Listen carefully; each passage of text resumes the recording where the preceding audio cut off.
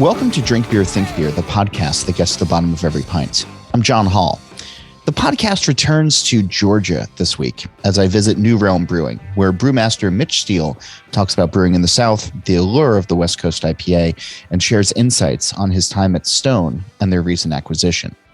But first, All About Beer is back online and producing original content for beer enthusiasts and professionals.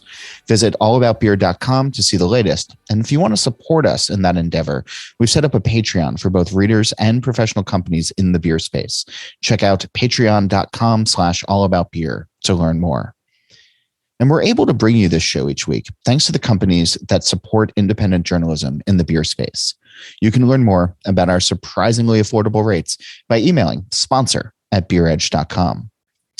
Speaking of that, today's episode is sponsored by the Harpoon Brewery. Did you know that Harpoon IPA is New England's original IPA, brewed in Boston and Vermont for decades by their employee owners? Hoppy, crisp, perfectly balanced. Harpoon IPA, New England's original IPA. Visit harpoonbrewery.com to learn more. I spent a few days in Georgia earlier this month, visiting breweries that had long been on my list, but current global events had kept me away. Chief among the breweries was New Realm. It's an impressive outfit that was founded by a trio of brewing professionals with long careers in beer. On the brewing side is Mitch Steele. He's one of those first name club brewers who has spent his tenure creating intriguing and classic recipes, pushing the boundaries of hops and working to bring forgotten or shadowed styles into the light. At New Realm, he's overseeing several breweries and a distillery, including the main location where we sat at the bar on a recent afternoon drinking lager and IPA. It's a wide-ranging conversation that eventually turned to Stone Brewing, where Mitch spent a decade as the brewmaster. That brewery recently sold to Sapporo USA, a move that shocked and saddened a lot of beer fans. Although he's not there anymore and hasn't been for some time, Stone is part of his history, and Mitch shares some thoughts. Here's our conversation. So I'm going to admit something just as we get going with this, mostly because I try to prep for these shows as best I can. But when there's a first name club brewer that shows up, I feel like my questions are just going to kind of go right out the window because you know what you want to talk about. You know what's interesting to you these days. And I can be like, oh, what about hops? Or, I can do any of that kind of thing. But you operate along with all of your other first namers because you've earned that over time. You operate on a different plane than most brewers and I think a lot of drinkers. So what is keeping you up at night? What is keeping you interested when you're on the brewhouse floor, when you're able to get to the brewhouse floor? So those are two very different questions. Okay. Well, we can start wherever you want. Let's start with what keeps me up at night then, since you asked that first. Yeah. I think there's a lot of things. I mean, the consolidation that's going on in the business is frightening, but more frightening is the closures of so many really good breweries. And it seems like one or two come across my radar every single day. It's, and I know that's a regular cycle of a business like this where we've seen so much growth over the past few years that certain breweries are going to fall by the wayside. But, in the wake of COVID and the economic stresses on the country right now, I'm nervous. I don't want to see really good brewers leave the industry. And so that's something that weighs heavily on me. I think the whole issue with supply chain and getting ingredients and everything that has impacted brewers' ability to get ingredients at a reasonable price and in a timely manner in the past 2.5 years has been just really rough. And, in all candor, I'm the chair of the Brewers Association Supply Chain Subcommittee. So I deal with this a lot. But certainly just on a personal level, at New Realm, dealing with supply chain problems and getting cans and getting CO2 and paying to ship our beer to a different state and how much that costs now versus what it cost 3 years ago.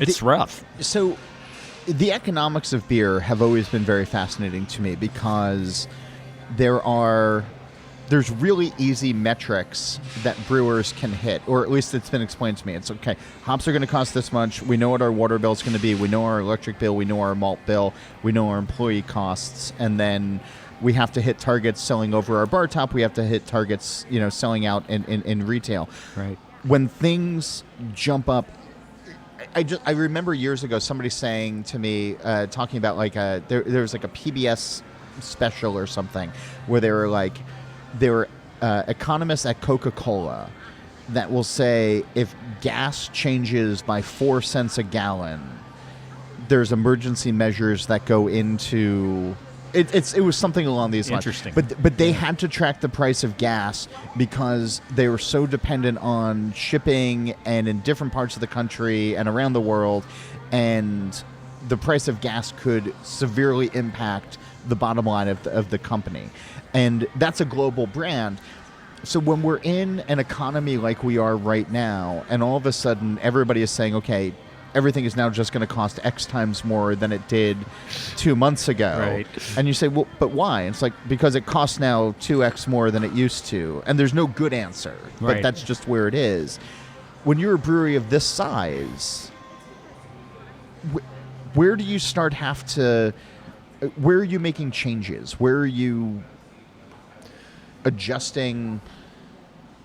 Yeah, so obviously Yeah. the easiest adjustment is to change your pricing, which small breweries can't really do unless Sure. big breweries do. Because everybody else needs to fill up their tank to get here. Right. And yeah. I think, what a lot of breweries have worked on and what we're working on right now is building efficiencies with our shipping lanes. So just not shipping willy-nilly, having a very strategic approach to shipping, because we have 4 locations that we're shipping to and several distributors. And doing that right is important, for something like CO2, which has unexpectedly hit this huge shortage right now in the Southeast, and everybody's scrambling trying to deal with it. Wasn't that an early COVID thing as well? It was, and it's interesting. I think one of the things that I learned that I did not know prior to going into COVID in dealing with this is that the beverage CO2 industry is it's created by the ethanol industry and oil refineries, and the side products of both of those operations is CO2, which can then go to a processing plant and get cleaned up and converted into beverage grade CO2. Well, when COVID hit and nobody was driving anymore, all these plants, the ethanol plants and the refineries were shutting down. Yeah. And that caused it. And now another prime source of CO2 is the fertilizer business and creating nitrogen, and the process generates CO2, which, so I mean, all these things are so interrelated that it's been fascinating and distressing at the same time to learn about it. Yeah. So, a lot of breweries are getting more efficient with their CO2. There's CO2 recovery systems available for breweries that are a lot cheaper than what they historically have been, because, necessity drives it. So for here then, if you're not going to raise prices or you're going to do it modestly, are there other things that you need to be thinking about now? Are there, beers that you would have liked to have made, but you look at the price of the ingredients and you're like, well, we're going to sit back for a little bit on that? Yeah, I would say it causes us to be a little bit more analytical with those kind of decisions. It really hasn't impacted how we brew our beer, which is fortunate, because I really don't want it to get to that point. Yeah. But, hops are like the one ingredient that haven't gone up astronomically in the past couple of years. But we haven't had harvest this year. No, we haven't. But, we're contracting for Sure. this year's crop right now. And the prices, there's a little bit of a bump for inflation, but not whatever the inflation rate is right now. It was just kind of the standard bump that you see every year. So we can use, but hops are one of the most expensive ingredients in beers like we make, for most of our beers. yeast has gotten really expensive. Has it? Yeah. And I think you're the first person to tell me that. Oh, in the no. last It's little bit. and a lot of it has to do with shipping because it has to be shipped refrigerated if you're Right. getting a liquid culture. And Yeah. we've been using a lot more dry yeast than we ever have in the past, and Okay. and the quality has gone up tremendously, but it's also a lot cheaper to get it here and use than it is to get a liquid slurry for a 20-barrel pitchable or whatever the case is. Yeah. When you started doing the math on it and doing trial runs on dry versus liquid cultures coming in, you've been doing this a long time. Do you notice a difference, or has it gotten to the point where the strains that we use that we've been using dry yeast on are really good. okay? So we're using Cal Ale yeast, and we're using the Vine Stefan 3470 lager yeast in our beers, Okay. in most of our beers. And the quality of those have been absolutely marvelous. We have no qualms in using dry yeast for a 20-barrel batch here in Atlanta if we don't have pitchable yeast. And then some of the other new strains that are coming out are only available dry, and so you give those a shot. I mean, we've had problems with dry yeast before, but we've had problems with liquid yeast too.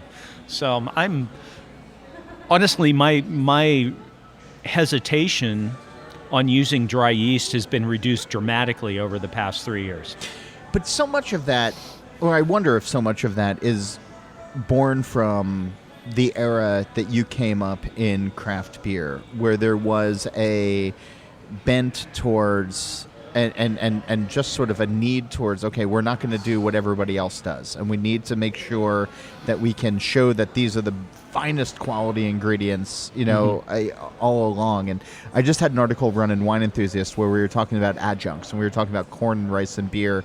And back in the day when you were at Stone, there was that video that came out of "I'm a craft brewer." Yes, I just saw that. Yeah, that article, Yeah. right? And Yeah. and there was, there's this whole part of like, I will never use corn, I will never use rice.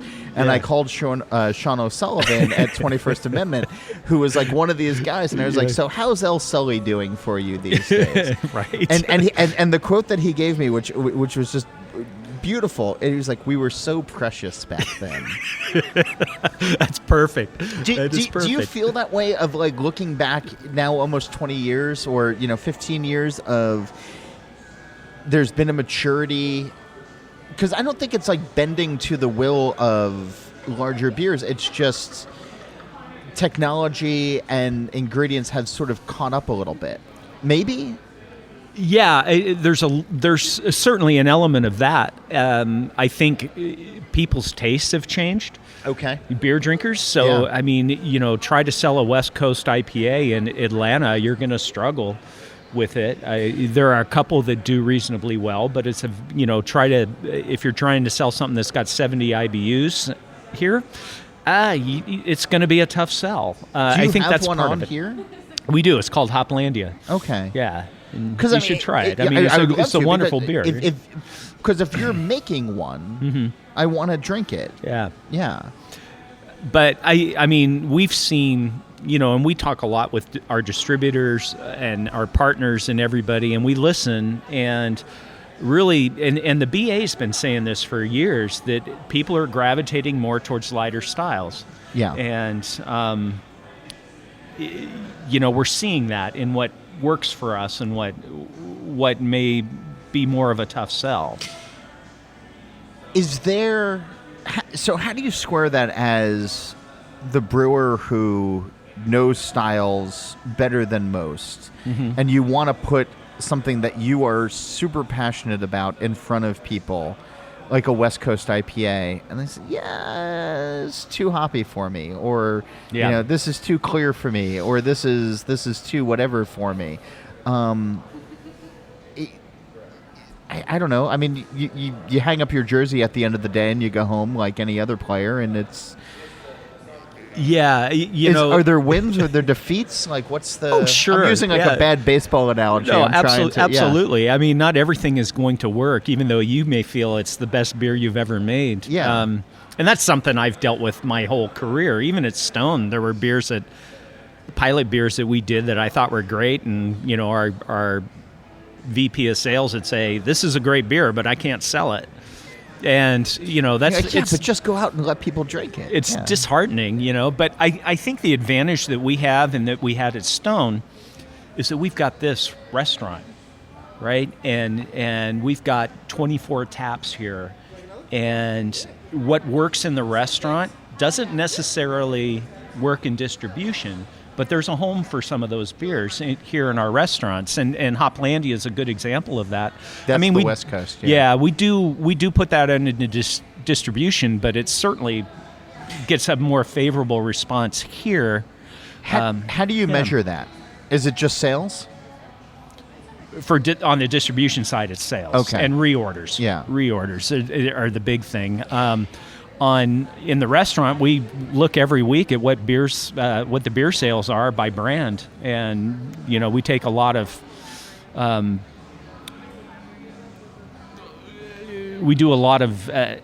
analytical thinking about that. So it's like, you know, if we do a beer and it just isn't moving in the restaurants, we start questioning whether there's something wrong with the beer or whether it's just not a style that people are going to buy. But you know, that it's funny here that the question we get the most in all of our breweries in tap rooms is, "What's your lightest beer?" Interesting. And, yeah. Can I do a Hoplandia? Thanks. I'll do the same. Thank you.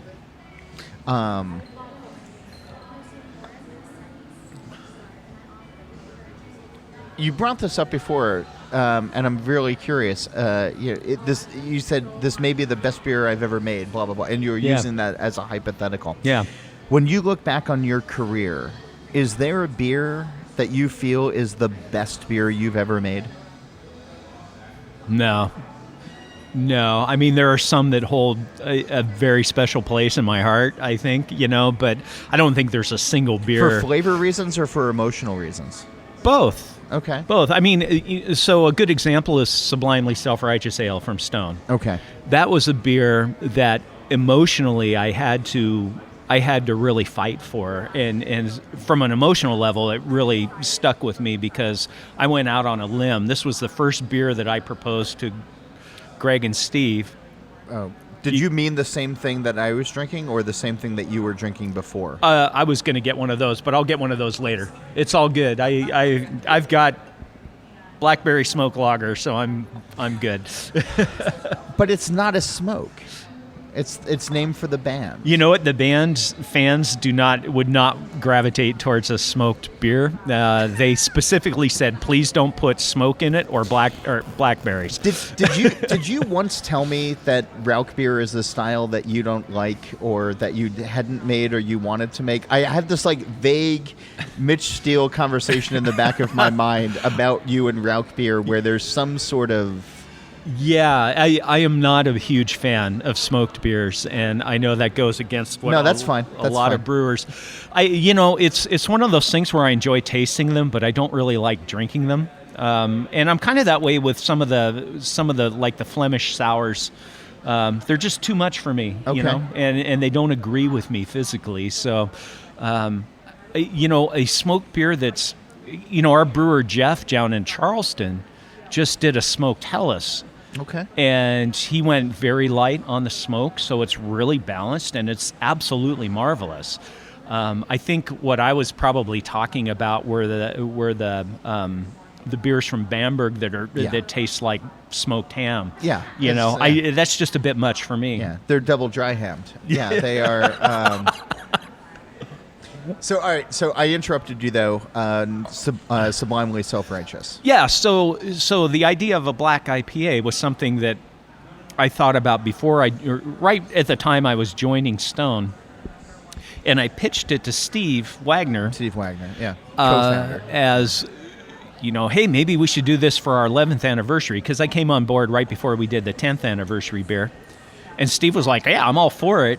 And we went into Greg's office, and Greg's like, "Oh, Greg Cook, it's been done." Greg Cook, yeah.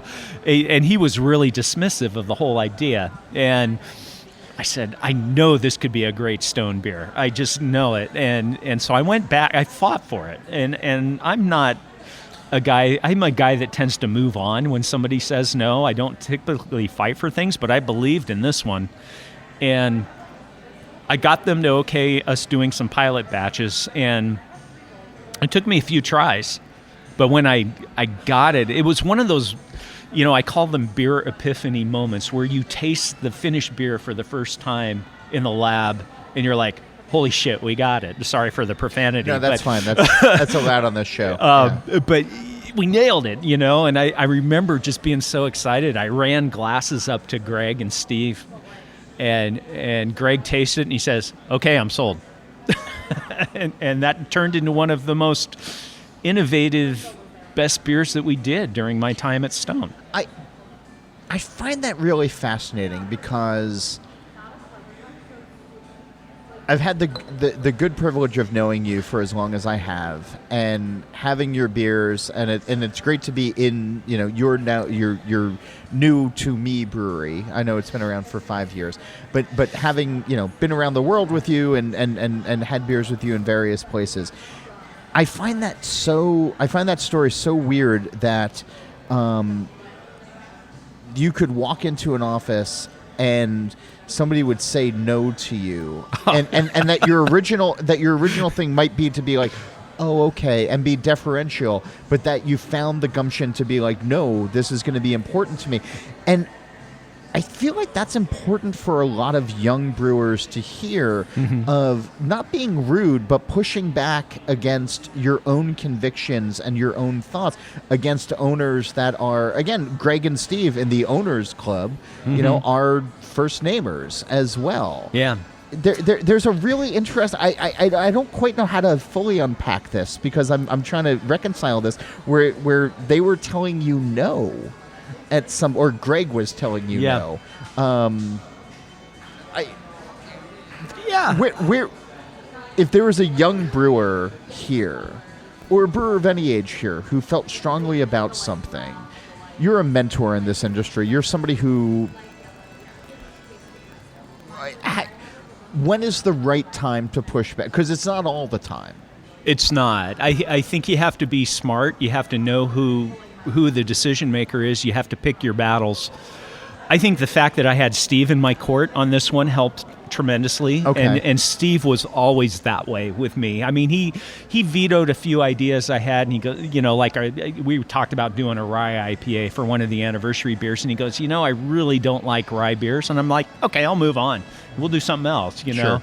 But when he was... Greg was like, I don't like it, you're like, screw you, I'm going to make the best rye IPA you've ever had. So there was a situation where we... I now see the pattern here. If Steve's on board, you're going to go forward. If Greg was on board, you're like, I'm going to prove you wrong, motherfucker. Yeah. I remember Greg really disliked classic styles, right? He just... Well, sure, that was his shtick. That was his shtick. So I remember suggesting we do a big Scotch ale at one time, and he like pantomimed a yawn, and just said, no, we don't want to do that. Well, Steve and I got with Jeff Bagby, who was at Pizza Port at the time, Sure. and Chuck Silva, who was at Green Flash at the time, and we were going to do a collaboration. And when Stone did collaborations, we always let the other brewers really drive the beer. And so you found the loophole. We're sitting at Pizza Port drinking beer and eating pizza and talking about this. And how about we don't do an IPA came up. And it wasn't me that said that. I think it was Jeff Bagby. Or maybe it was Chuck. Sure. And so we ended up evolving this discussion into a Scotch ale. And we freaking brewed a great Scotch ale. And I remember telling Greg after the fact, I was like, yeah, we snuck that one by you, But I mean, there are ways. And here in this brewery, with our tap room, if I believe in something, or I believe in a new ingredient or a new hop, I can get it out there in front of people without having to go through our sales and marketing and ownership. Yeah. and be okay with it. I have that freedom, which I'm lucky, because not every brewer has that freedom. And there are some brewers out there that have 100% freedom to do whatever they're passionate about. Sure. Which is, I envy that to some extent, because I've never really had that. But I get a lot of creative freedom here just because of the way we're organized as a business. And so I get to, satisfy that part of my brewing wishes pretty frequently. We've talked about Stone a little bit, and it's come up, and I don't want to belabor this too much, but you also talked about consolidation at the very top of the show. Stone selling to Sapporo was a decision that I think shocked a lot of people. Yeah. And we've seen a lot of M&A and the mergers and acquisitions in the last couple of years. The fact that Greg especially was as vocal for a very long time as he was, I think hit people in a different way when Sapporo came in with an offer and they had agreed to it. And it's 5 years here at New Realm. I don't want to diminish any of that, but when people look back and they say, Mitch Steele, your name is still synonymous with Stone and the growth and everything else like that. You posted that morning that was shocking news when that came out, and that sort of hurt. Does that change the brewery in your mind at all? That's a difficult question. I don't know. It doesn't change the people that are working there, and that's really, my post was all about them. Of course. And that you showed the human element to it, Yeah. which I really liked, as opposed to just like the transactional. Because everybody's like, "What'd they get for it? What's this going to mean?" And everything. And there were people who woke up who got called into a Zoom at 11 o'clock that night of like, "Hey, this is going to happen." I was woken up at 2 o'clock on the East Coast with like text messages being like, "Did you see this?" Yeah. And I talked to a couple of, I still have a lot of very close friends at Stone, and I talked to them that weekend, and they're optimistic, cautiously optimistic, but you never know what's going to happen with those kind of things, and that's what makes it so scary. But I look at that as very symptomatic of how this business is changing, and this business has always gone through a lot of serious changes, right? And this is just another one. I think Greg and Steve, and this is just me conjecture, probably might have agreed to do this because it was going to save the company and save the jobs of everybody that's working there. Right. Versus just going under, right? I don't know if that was where they were at, but certainly it's the option that's going to save these people's jobs. The jobs of everybody at Team Stone is if Sapporo does what they say they're going to do and really expand the production, that means they're going to have a solid crew and they can do what they need to do with that team. I don't know. It's really tough, and I will tell you, it hit me hard. It hit me really hard because I invested so much of my life and my energy into Stone the years I was there. And, after that came out, I texted Steve and Greg, because I still stay in touch with them infrequently, but I stay in touch. Yeah. And I just thanked them, for giving me the opportunity they gave me, because it was the most amazing 10 years of my career. Yeah. Being part of what Stone was all about. And, and I just wish them luck, because, hey, shit happens. You can't control it all the time. And sometimes you have to make decisions that you don't want to make. Do you find that there is, I know you make the beer that people want to drink, but brands and beers become personal for the drinkers, and you must see that here now that you're working in this tap room, and you can come out and you can see the people who care about what they're drinking and what's in front of them as well. And when one of these sales happens, I'm wondering, there's always a lot of big online talk. Yes, but the actual reality of it, and you've seen your friends go through this, you've seen other people go through this. Yeah. If the beer doesn't quote unquote change if somebody still walks into a place and it's, 9 times out of 10, a lot of people who walk into brewers don't know who the owners are or don't know who. Absolutely true.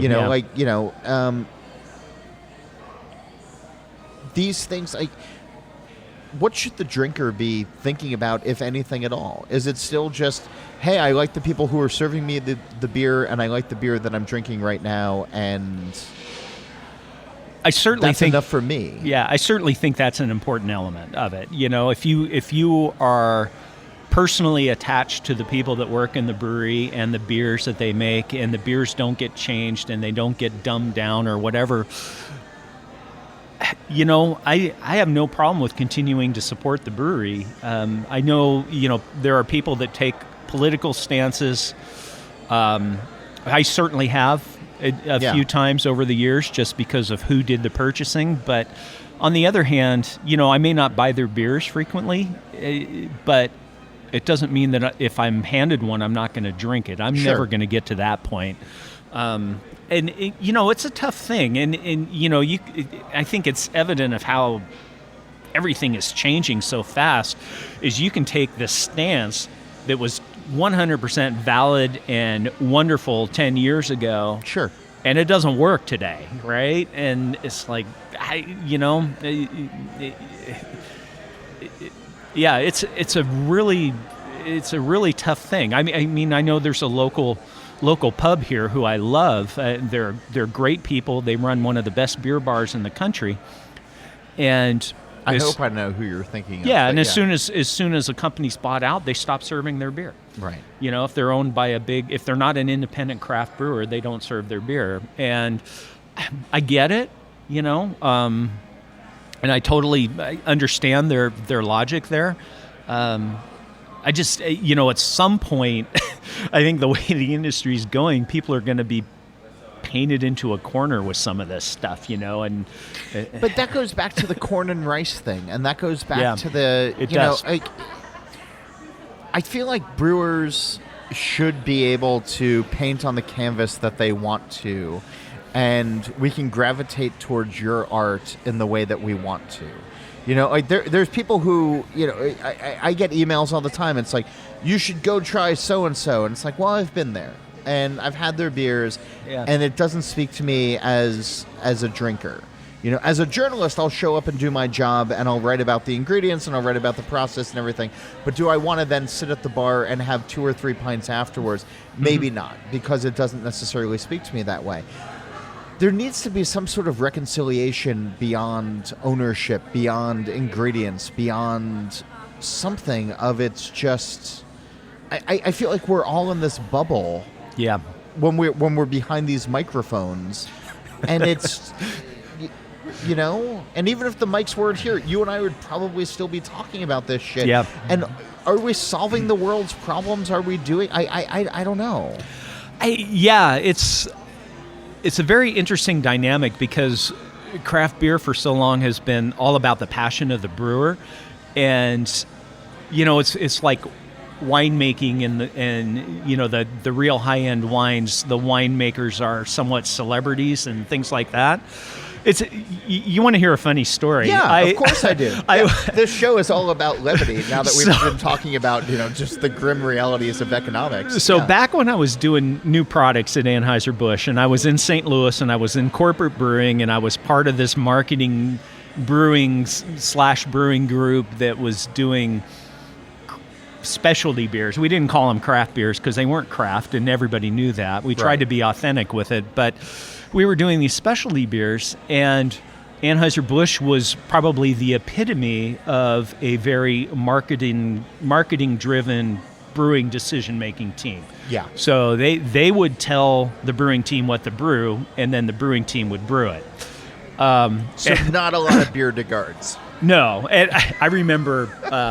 I got into it with them on something stupid. I don't know what it was, and the VP of brewing, Gerhard Kramer, sat me down and talked to me, and he goes, I've learned something over the years.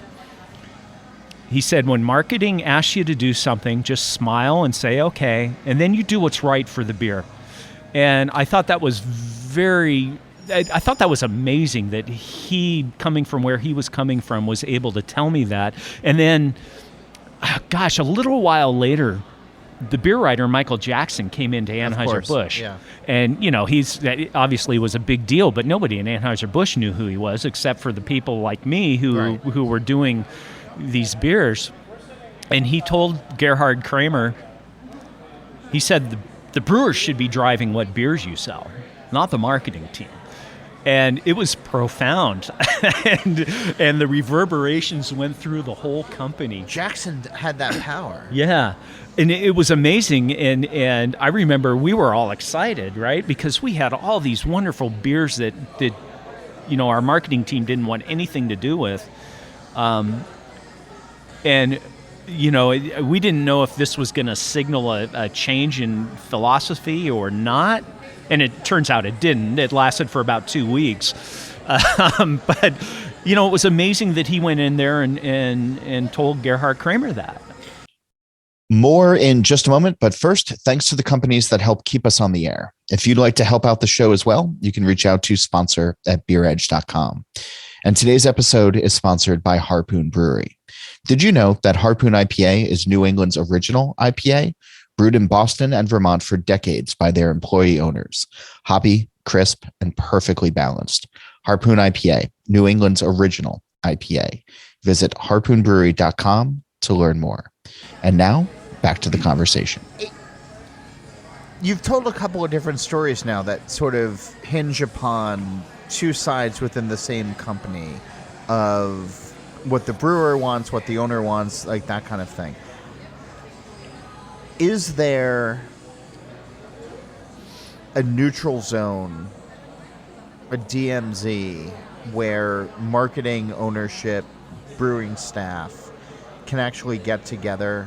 Should there be, like, do you need the yin and yang? Do you need the push and pull? Or can there actually just be a, hey, this is our mission, we're going to go from there? Because I'm going to guess it comes down to the economics at the end. Economics versus passion. Cold hard facts versus what people want to do. Yeah, I think it's important to strike a healthy balance, and I think the yin and yang is important. I think it's good to have opposing ideas and talk about them. If somebody from marketing or sales doesn't believe in a beer I'm pitching, I'll brew a 5-barrel batch and serve it in the restaurant and say, see, I told you. Yeah, but where does marketing get off telling you?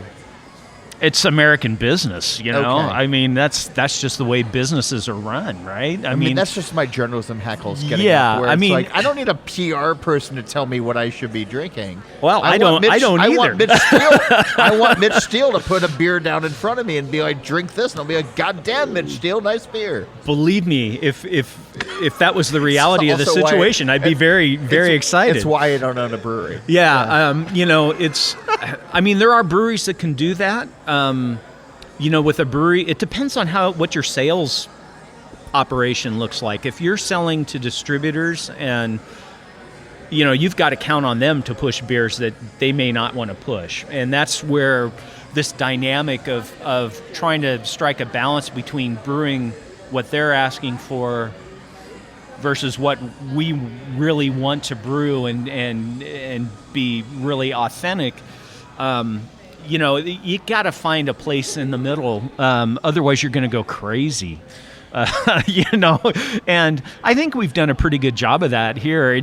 Stone was an anomaly, in my opinion, because I remember having a conversation with Arlen Arnston, who was the VP of sales for Stone for a long time, and I loved him to death.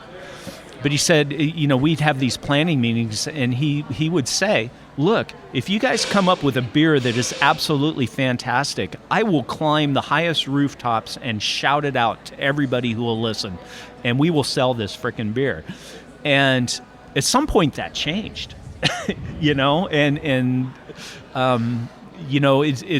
not a situation where you can tell everybody you're selling your beer to that they should like this beer and explain why it's such a special beer.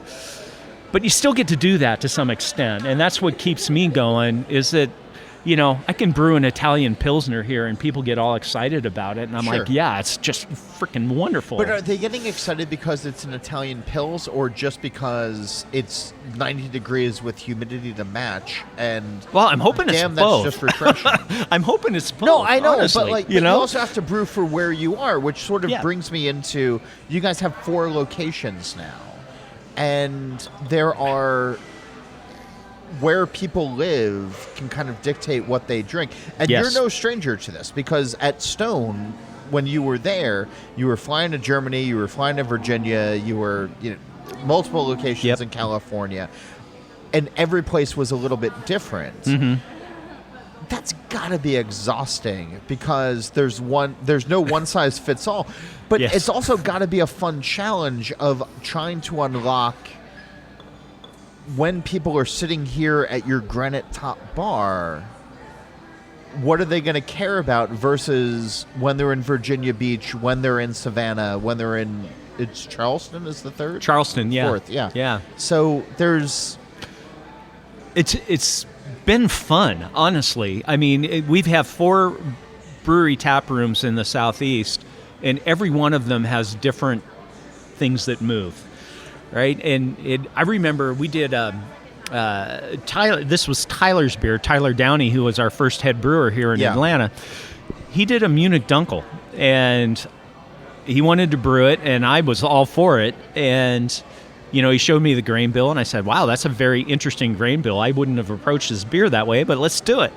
And he brewed it on the pilot system. We sold out of a 5-barrel batch in 3 days over a weekend. Jesus. And that beer has been something we have made ever since. And it's usually in the top 5, if not the top, top 5 of the beers that we sell, especially up in Virginia Beach, where you have so many people that are in the military up there who have served in Germany and Sure. got used to drinking Dunkels and Helleses and things like that.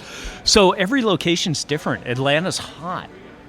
They like, they not to generalize, Right. but there's a strong attraction to beers with fruit in them here, and not bitter beers. Now, Virginia's a little bit more traditional, I would say. So the traditional styles tend to do better in Virginia. Jeff was telling me the other day in Charleston, they like sours. They really want sours there. And I'm like, okay, well, that's cool. Yeah. That gives us some flexibility and some opportunities to do some really different things. When you're thinking about your head brewers in your 4 locations, do you want them to be siloed? Do you want them to work in conjunction with each other for the benefit of the mothership? Like, how do you think about the brewers that are running the places, running the 4 locations? Mm-hmm. Because I'm not diminishing you here, but like, you get to sit out here and have some beers with me right now, and I'm watching guys through this window who are actually like brewing and working hard right now. Yeah. Our head You don't brewers get work to their the first tails name off. club by still scrubbing out at Yeah, I mean, I'm happy to grab a mop when I need Well, to, sure, yeah. but But are you looking for certain traits? yes. So I am one of those people that likes everybody to feel like they can contribute, whether it's ideas about beers, whether it's ideas about how we run our breweries, how we manage things. And so I tend to hire people that are self-starters and are creative. And, I always say anybody on our brewing team can submit a recipe to brew on one of our pilot systems, whether it's the 7-barrel system in Charleston or the 5-barrel system here in Atlanta. All I ask is that they run the recipe by me, Right. and I have it's veto not a power route if beer. I need Yeah. to, But so many great beers have come from the brewing teams that I've worked with over the years. I've never.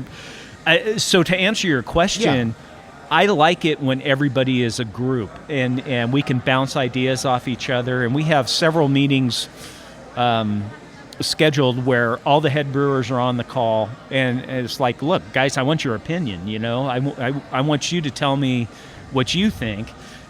I value that, and I like to hire head brewers that can contribute in that way. Does that build an overall community spread out over 4 places?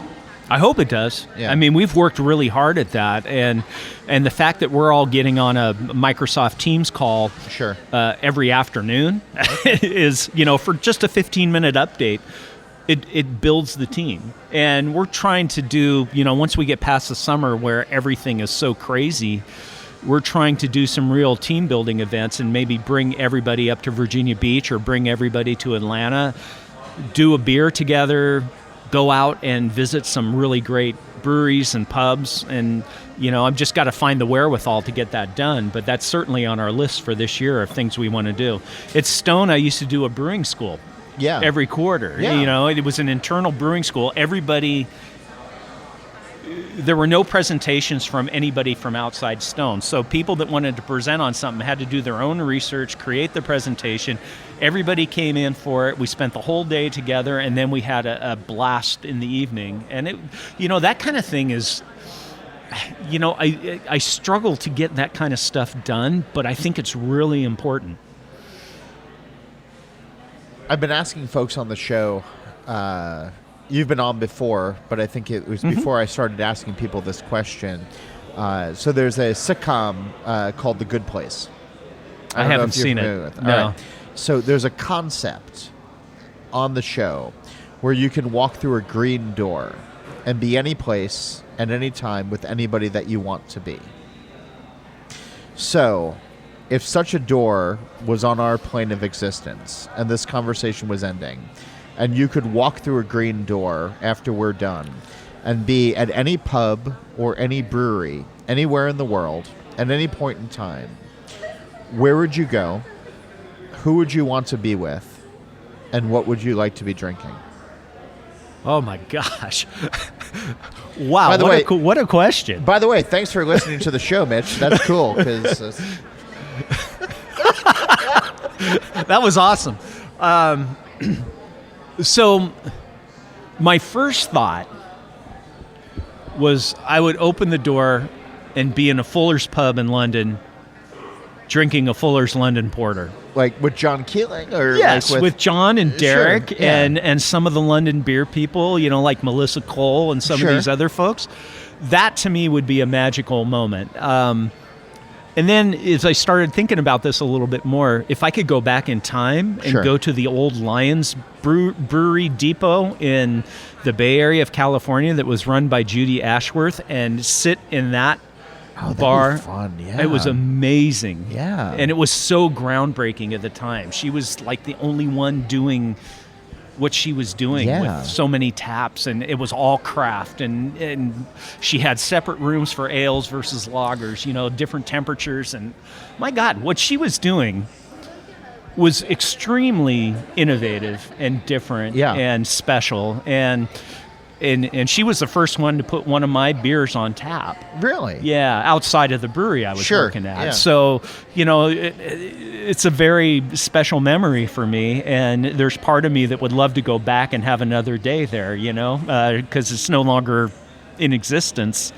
I don't know. That's a really cool question, and there's so many different ways I could answer that. I mean, being at Orval, Sure. At the inception, right. or just right now, just even now, But I will say that I do love English pubs. There's something about them that just really works for me, and I love sitting in an English pub and having a pint of real ale and just conversing, having conversations with people I don't know because they're so friendly most of the time.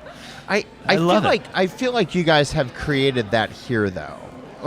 This feels like a very modern U.S. brewery space. You have your Edison bulbs, you have your poured granite top, but we're here in the middle of the afternoon on I guess this is Monday? It's Monday, yeah. I have no idea where I am or what I'm doing these days. But people are just sitting around and they're having a good time, and they're just... I imagine that an hour from now it's going to feel different. But for now, at least, you've created, and they're all drinking your beers and the beers that your team has created. That's a special thing. It really is. It's the best thing in the world. That's why we're all in this business. To be sitting here and seeing all these people at the bar drinking our beers beers that we put our heart and soul into. It's magic. It's what fuels all of us that work on the brewing side. It's great. It's the best thing in the world. We're going to be hanging out for a little bit longer, but thanks for being on the show this week. You're welcome. Thanks for doing this. Yeah. It's always fun to see talk you. to you. No, man. you too, my friend. Thanks, pal. All right. I can't recommend visiting New Realm enough. From the beers to the kitchen to the overall vibe, it's clear that a lot of time, talent, and attention went into the creation and maintenance of this brewery. They're even featured in the Craft Brewery Cookbook, and that's on sale where books are sold. So go get a copy today. I'm also going to remind you that All About Beer is back online. Go to allaboutbeer.com to catch up with great content. If you want to keep in touch with me, you have questions, comments, guest suggestions, you can email me. It's John Holl, that's JOHNHOLL at beeredge.com, or get with me on Twitter at John_Holl. Go check out beeredge.com for our This Week in Rauch Beer and dwindling Defend Pilsner merch. And you can follow along on social media at The Beer Edge. And of course, This Week in Rauch Beer is also online. The Facebook group is easy to search. And on Twitter and Instagram, it's at TW Rauch Beer. We're able to bring you the show each week thanks to the companies that want to support independent journalism in the beer space. If you'd like to learn more about our surprisingly affordable rates, please reach out to sponsor at beeredge.com. Speaking of that, today's episode is sponsored by Harpoon Brewery. Did you know that Harpoon IPA is New England's original IPA? Brewed in Boston and Vermont for decades by their employee owners. It's hoppy, crisp, and perfectly balanced. Harpoon IPA, New England's original IPA. Visit harpoonbrewery.com to learn more. All About Beer has a podcast channel now. You can search and subscribe on your podcast platform of choice. Steal This Beer has new episodes every Monday, and the BYO Nano podcast comes out on the 15th of every month. And don't forget to go visit allaboutbeer.com. As for this show, Nate Schweber does the music. Jeff Quinn designed our logo. And my name is John Holl. New episodes release every Wednesday, and that's when I'm going to be back again to drink beer and to think beer.